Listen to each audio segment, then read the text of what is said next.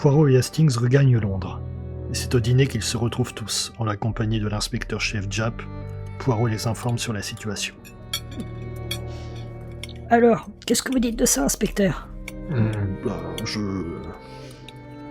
Je sais pas trop quoi dire.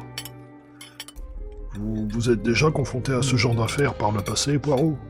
Pas à ma connaissance. Aussi loin que je m'en souvienne. Du coup, j'en reviens à ma question. Pourquoi attendre près d'un siècle pour s'inquiéter sur son authenticité ? Je pense que depuis la sortie du livre de M. Sterling, personne n'est allé plus loin que des suppositions. Vous avez sûrement raison sur ce point, Hastings. Je pense que M. Sterling a mis le doigt sur des détails plus que concrets. A-t-il reçu des menaces avant de se faire exécuter ? D'après mes recherches, il a reçu l'aide d'un certain Dietrich Wildung. Oui, je le confirme, il nous en avait parlé. Et que cet homme, depuis sa nomination en tant que conservateur du musée en 1989, a littéralement changé d'avis.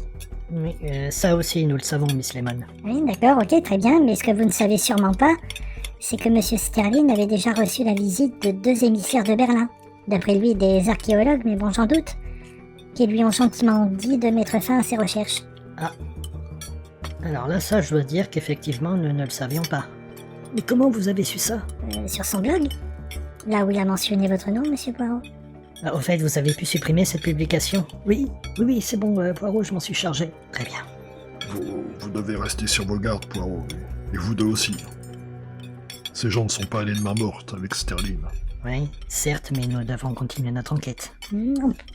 On pourrait prendre rendez-vous avec ce monsieur Wildung.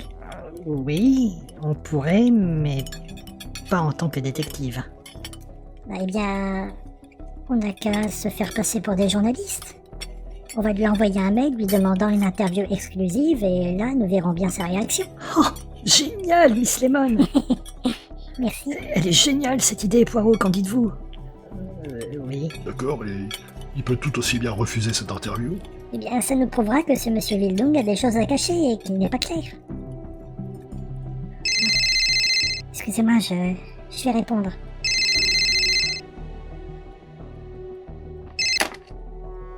Oui, allô, bureau de Monsieur Poirot, Miss Lemon à l'appareil. Inspecteur Schweizer à l'appareil d'Interpol en poste à Berlin.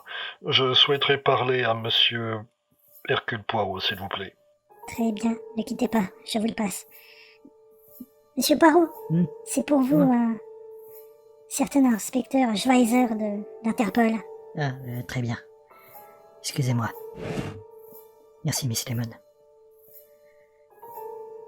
Allô ? Monsieur Poirot, inspecteur Schweizer d'Interpol. J'ai eu votre numéro auprès de l'inspecteur Lucher de Genève. Je suis désolé de vous appeler à cette heure, mais étiez-vous en relation avec un certain docteur Müller ? Hans Müller ? Oui, il est venu à mon domicile ici à Londres pour me charger d'une affaire. Ah, très bien. Quelle affaire ? Vous comprendrez que vis-à-vis d'un client, la confidentialité est de rigueur. Vous pouvez oublier votre accord de confidentialité, Monsieur Poirot, car Monsieur Müller a été retrouvé mort chez lui. Une balle de gros calibre, tirée à bout portant. C'est pas vrai que me dites-vous là ? D'après notre légiste, notre tireur l'a abattu dans le dos. La balle, vous avez retrouvé la balle ? Sur les lieux, non. Très bien, nous arrivons, inspecteur. Effectivement, je crois que nous devons parler. Vous avez un avion pour Berlin dans 1h30. En vous dépêchant, vous pouvez être ici plus tard dans la soirée. Parfait, on arrive. Hastings, en route pour Berlin, vite. Là ? Maintenant ? Oui, maintenant, nous avons un avion dans 1h30 environ. Eh bien écoutez, si vous êtes d'accord, je vais vous accompagner. Vous êtes aussi en danger, je vous le rappelle. Oui, eh bien, dépêchons-nous. Hastings, appelez un taxi. Je viens aussi avec vous. À nous 4, nous serons plus efficaces. C'est pas faux. Nous n'avons pas une minute à perdre.